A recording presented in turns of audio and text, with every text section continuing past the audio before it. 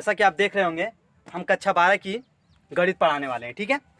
तो गणित में हमारा पहला लेसन है संबंध और फलन। तो हम बात करेंगे पहले लेसन के संबंध और फलन की। तो पहला लेसन हमारा क्या है? Relation and function. Relation and function, जिसको कहते हैं क्या हम सब? संबंध और फलन।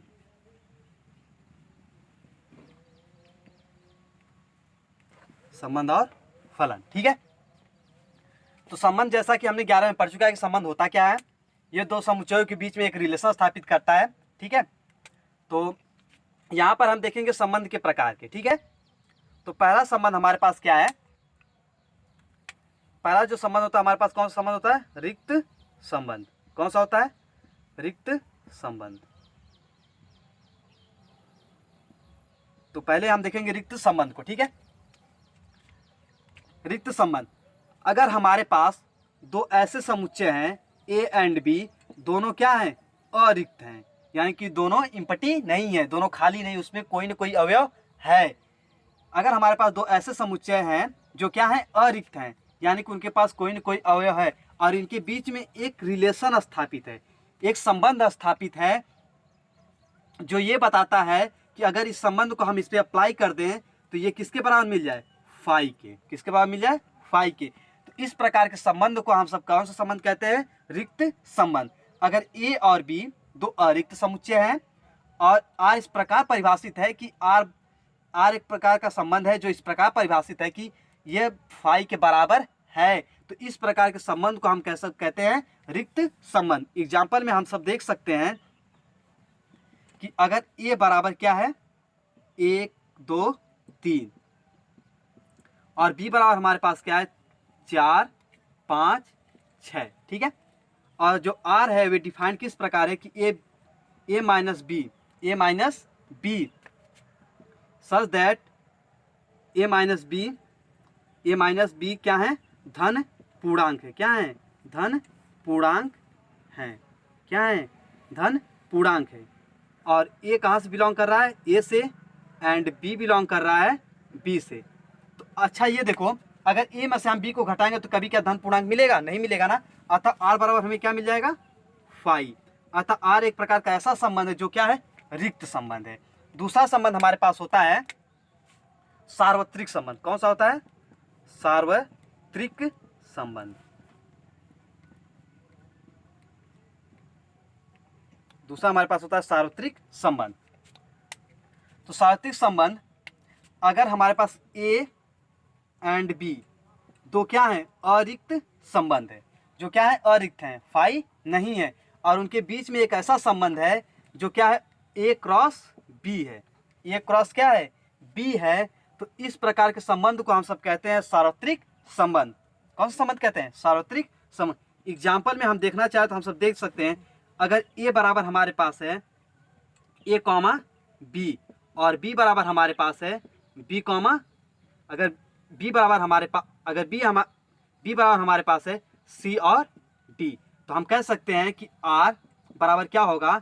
ए कॉमा सी और ए कॉमा डी और बी कॉमा सी और क्या? B comma D. तो अगर संबंध इस प्रकार परिभाषित है, इस संबंध को हम सब क्या कहते हैं? सार्वत्रिक संबंध। तो रिक्त संबंध, अगर ए और बी दो अरिक्त समुच्चय हैं, आर इस प्रकार परिभाषित है कि आर बराबर क्या मिल जाए? फाई, तो इस आर को कहते हैं सार्वत्रिक संबंध। इस आर को कहते हैं रिक्त संबंध। अगर ए और बी फाई के बराबर रिक्त संबंध, अगर ए और बी दो क्या है? अरिक्त संबंध है, और आर क्या? फाई के बराबर है, तो इस आर को हम कहते हैं रिक्त संबंध। अगर ए और बी तो ऐसे समुच्चय हैं जो फाई के बराबर नहीं है, मतलब कि अरिक्त नहीं है, तो आर इस बराबर अगर ए क्रॉस बी मिल रहा है, तो इस आर वाले संबंध को हम सब कहते हैं सार्वत्रिक संबंध। एग्जाम्पल रहा ये। अभी तो हमने देखा दो समुच्चयों के लिए। कितने समुच्चयों के लिए? दो समुच्चयों के लिए संबंध दो प्रकार के होते हैं। अब हम देखेंगे एक समुच्चय के लिए। कितने समुच्चय के लिए? एक समुच्चय के लिए कि संबंध कितने प्रकार के होते हैं। जब एक ही समुच्चय से इसी समुच्चय से इसी में संबंध बताना होता है तो इस संबंध को कहते हैं द्विआधारी संबंध कहते हैं। कौन सा कहते हैं? द्विआधारी संबंध कहते हैं। कौन संबंध कहते हैं? द्विआधारी संबंध कहते हैं। ठीक है, तो आगे हम देखते हैं एक ही समुच्चय, मतलब खुद के समुच्चय से खुद में संबंध। ठीक है, तो अगला जो पॉइंट हमारा है वे क्या है? द्विआधारी संबंध का है। किसका है? द्विआधारी संबंध। यानी द्विआधारी संबंध होता क्या है हमारे पास। ठीक है, तो हम सब देखेंगे द्विआधारी संबंध। क्या देखेंगे? द्विआधारी संबंध।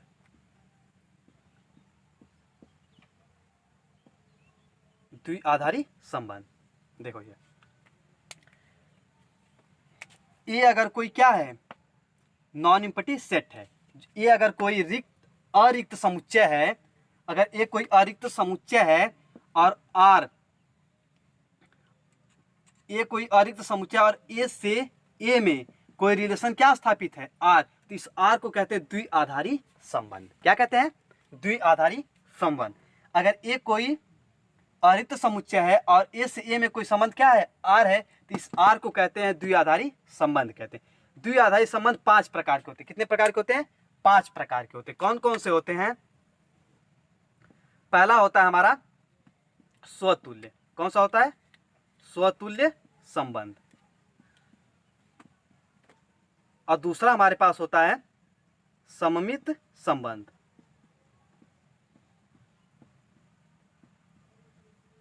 और तीसरा हमारे पास होता है असममित संबंध। तीसरा हमारे पास होता है असममित संबंध।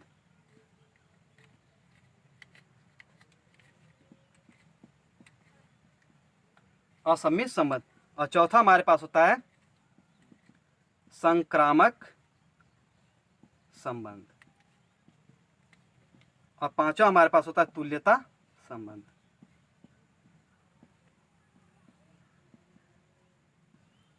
ये 5 प्रकार के हमारे पास संबंध होते हैं। स्वतुल्य संबंध, सम्मित संबंध, असम्मित, संक्रामक और तुल्यता संबंध। स्वतुल्य संबंध क्या होता है हमारे पास? स्वतुल्य संबंध हमारे पास क्या होता है? अगर ये कोई क्या है? अरिक्त समुच्चय है। ये कोई क्या है? अरिक्त समुच्चय। अगर ए का, ए के अवयव का ए के अवयव में कोई रिलेशन है, रिलेशन स्थापित, ए से ए में कोई संबंध स्थापित है, सभी ए के लिए जो कहाँ पे हों? ए में हों, तो इस रिलेशन को कहते हैं, इस रिलेशन को कहते हैं, इस संबंध को कहते हैं स्वतुल्य संबंध कहते हैं। ये अगर कोई अरिक्त समुच्चय है और ए से ए में कोई संबंध स्थापित है, सभी ए के लिए जो कहाँ से हैं? ए में, तो इस आर को कहते हैं स्वतुल्य संबंध। अगला हमारे पास है सम्मित संबंध। अगर ए कोई क्या है? अरिक्त समुच्चय है और A1 संबंधित किससे है? A2 से। A1 संबंधित किससे है? A2 से। तो ये बताएगा हमें कि A2 संबंधित किससे होगा? A1 से। सभी के लिए, सभी A1 और A2 कहाँ से होने चाहिए? हमारे A से। यानी कि सम्मित संबंध, ये अगर कोई अरिक्त समुच्चय है, A1 संबंधित है A2 से और A2 संबंधित किससे? A1 से। तो ये रिलेशन जो है, इसी संबंध को हम सब कहते हैं सम्मित संबंध। और A1 A2 कहाँ से होने चाहिए? A से। अगर असम्मित संबंध, ये अगर कोई क्या है? अरिक्त समुच्चय है। अगर A1 रिलेटेड किससे? A2 से। एंड A2 रिलेटेड किससे है? A1 से। तो ये इस असम्मित संबंध ये बताएगा कि A1 बराबर किसके होगा? A2 के।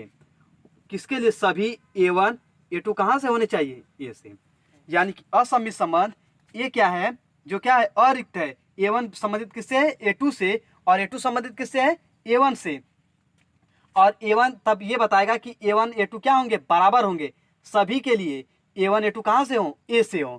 और इस प्रकार के संबंध को हम सब कहते हैं असम्मित संबंध कहते हैं। संक्रामक संबंध, अगर ये कोई हमारे पास ऐसा समुच्चय है जो क्या है? अरिक्त है। जो क्या है? अरिक्त है। और कह रहा है कि अगर A1 रिलेटेड किससे है? A2 से है। और A2 रिलेटेड है किससे? A3 से है। एंड कह रहा है कि A1 रिलेटेड किससे? A2 से है। एंड A2 रिलेटेड किससे है? A3 से है। तो ये बताएगा हमें कि A1 रिलेटेड किससे होगा? A3 से के लिए, A3 से संबंधित होगा। A1 किससे संबंधित होगा? A3 से संबंधित होगा। सभी के लिए A1 A2 और A3 के जो कहाँ से हैं? A से हैं। यानी संक्रामक संबंध, अगर ए कोई क्या है अरिक्त समुच्चय है, A1 संबंधित है A2 से, A2 संबंधित है A3 से, तो ये बताएगा कि A1 A3 से जरूर संबंधित होगा सभी के लिए, A1 A2 A3 जो कहाँ से हैं, A से हैं। इस प्रकार के संबंध को हम सब कहते हैं संक्रामक संबंध कहते हैं। ठीक है।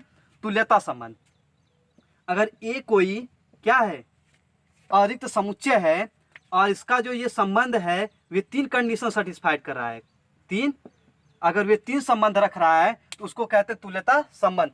पहला संबंध हमारे पास कौन सा है, वे क्या होना चाहिए, स्वतुल्य संबंध रखना चाहिए।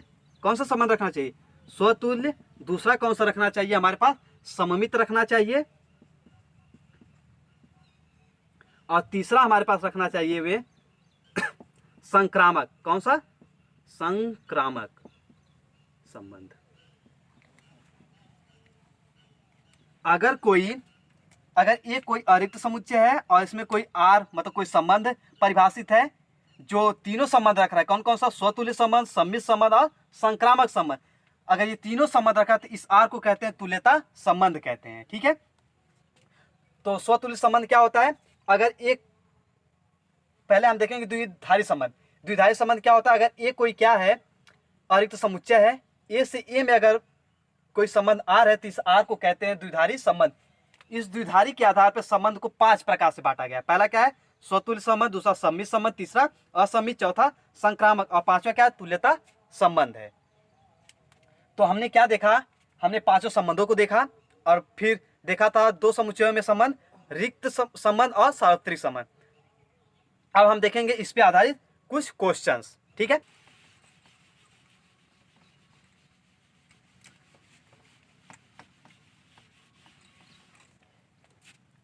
तो आगे हम देखते हैं उस पे आधारित कुछ क्वेश्चन। ठीक है। तो ये क्या है, जेड एक ऐसा समुच्चय है जिसमें क्या है, धन और माइनस मतलब पूर्णांक है, 0 ±1 है, ±2 है, +3 डॉट डॉट डॉट। और कह रहा है कि आर एक ऐसा संबंध है ए से बी में कि ए माइनस बी क्या आना चाहिए, सम आना चाहिए। तो हमें दिखाना है कि आर जेड में एक तुल्यता संबंध रखता है। तो आइए हम देखते हैं इसके सोल्यूशन को। क्या देखते हैं, इसके सोल्यूशन को। तो हमें मालूम है कि तुल्यता संबंध अगर दिखाना है तो 3 कंडीशन दिखानी पड़ेगी हमें। कौन कौन सी, पहली कौन सी कंडीशन दिखानी पड़ेगी हमें, स्वतुल्य। कौन सी कंडीशन दिखानी पड़ेगी, स्वतुल्य। दूसरी हमें क्या दिखानी पड़ेगी, सममित। क्या दिखानी पड़ेगी, सममित। और तीसरी हमें क्या दिखानी पड़ेगी, संक्रामक। संक्रामक। ये 3 अगर संबंध ये आर रख रहा है तो उसको कहेंगे तुल्यता संबंध। तो पहला हम दिखाते हैं स्वतुल्य। क्या दिखाते हैं, स्वतुल्य। तो हम पहला क्या दिखाते हैं, स्वतुल्य दिखाते हैं। अगर ए कोई अवयव है जो कहाँ से है, जेड में है। कहाँ से है, जेड में। तो अगर ए रिलेटेड किससे, ए से है, तो हम लिख सकते हैं कि ए माइनस ए बराबर क्या मिलेगा, 0, जो कि क्या है, एक सम संख्या है। मालूम है ना, ये एक सम है। तो अतः कह सकते हैं कि ए रिलेटेड किससे, ए से, सभी के लिए जो ए कहाँ से हो, जेड में हो। अतः यह क्या है, आर एक स्वतुल्य है। दूसरा हम दिखा रहे हैं सम्मित। अगर A1 और A2 कहाँ बिलोंग कर रहे हैं, जेड में बिलोंग कर रहे हैं। कहाँ बिलोंग कर रहे हैं, जेड में। अगर A1 रिलेटेड किससे है, A2 से। अगर A1 रिलेटेड है A2 से, यानी कि अगर A1 माइनस A2 बराबर क्या है, सम संख्या है। सम संख्या है, क्या आएगा, सम संख्या आएगा। तो हमें दिखाना होगा कि A2 माइनस A1 भी ये क्या आनी चाहिए, सम संख्या आनी चाहिए। तो हमें पता है कि चाहे A1 में से A2 को घटाएं, चाहे A2 में से A1 को घटाएं, केवल प्लस और माइनस का ही अंतर आएगा। तो प्लस माइनस तो हमें देखना नहीं है, हमें केवल ये बताना है कि वे सम है या नहीं। अगर सम है तो वे आर में है, सम नहीं है तो आर में नहीं है। तो हमें पता है कि अगर 2 में से 4 घटाओगे तो क्या मिलेगा, -2 मिलेगा। और 4 में से अगर 2 घटाओगे तो क्या मिलेगा, 2 मिलेगा। और दोनों क्या है, एक सम संख्या है। अतः आर क्या है, सममित है। पता चला। तीसरा हम क्या दिखाते हैं, संक्रामक। क्या दिखाते हैं, संक्रामक। अगर A1, A2, A3 कहाँ बिलोंग कर रहे हैं, जेड में बिलोंग करें। कहाँ पर, जेड में। तो एक रिलेशन कैसा स्थापित कर रहा है कि A1 अगर रिलेटेड है किससे, A2 से, और अगर A2 रिलेटेड है किससे, A3 से। तो हमें दिखाना क्या है, पहले A1 A3, यानी हमें दिखाना है कि A1 रिलेटेड किससे होगा, A3 से। ये हमें दिखाना है, यही दिखाना ना। तो हमें पता है कि अगर A1 A2 से रिलेटेड है तो यानी A1 माइनस A2 बराबर क्या आएगा, एक सम संख्या आएगी, यही पता है ना। और A2 माइनस A3 करेंगे तो हमें क्या आएगा, एक सम संख्या। हमें दिखाना है कि A1 माइनस A3 क्या आना चाहिए, एक सम संख्या, ये दिखाना है ना। तो हम दिखाते हैं। हमें मालूम है कि दो सम संख्याओं का योग भी एक सम संख्या होती है, अतः A1 minus A2 plus A2 minus A3, A2 से A2 कैंसिल, यानी A1 माइनस क्या मिल गया, A3, और ये भी एक क्या है, सम संख्या आएगी। पता चला। तो हम कह सकते हैं कि A1 रिलेटेड किससे, A3 से है। अतः हम कह सकते हैं कि R जो है स्वतुल्य भी है, सममित भी है और संक्रामक भी है, अतः R Z में क्या एक तुल्यता संबंध रखता है। तो समझ में आया। बस अगर कोई भी संबंध हमें अगर तुल्यता संबंध दिखाना है R से Z में या R से A में किसी में, तो हमें 3 संबंध दिखाना होगा, स्वतुल्य संबंध, सममित संबंध और संक्रामक संबंध। हम दिखा सकते हैं इस प्रकार से। अगर नहीं समझ में आया तो कुछ अवयव को लेकर दिखा सकते हैं जहां पर हमने ये दिखाया। ठीक है, ये हमें मालूम है कि दो सम संख्याओं का योग भी एक सम संख्या होता है, अतः हमने दोनों को जोड़ा तो दो ये कैंसिल हो गए, बचे ये, और यही हमें दिखाना था। और यही क्या, A1 रिलेशन किससे है, A3 से, यानी R एक क्या है, तुल्यता संबंध रखता है। ठीक है, अब अगले पार्ट में हम देखेंगे बाकी के क्वेश्चन।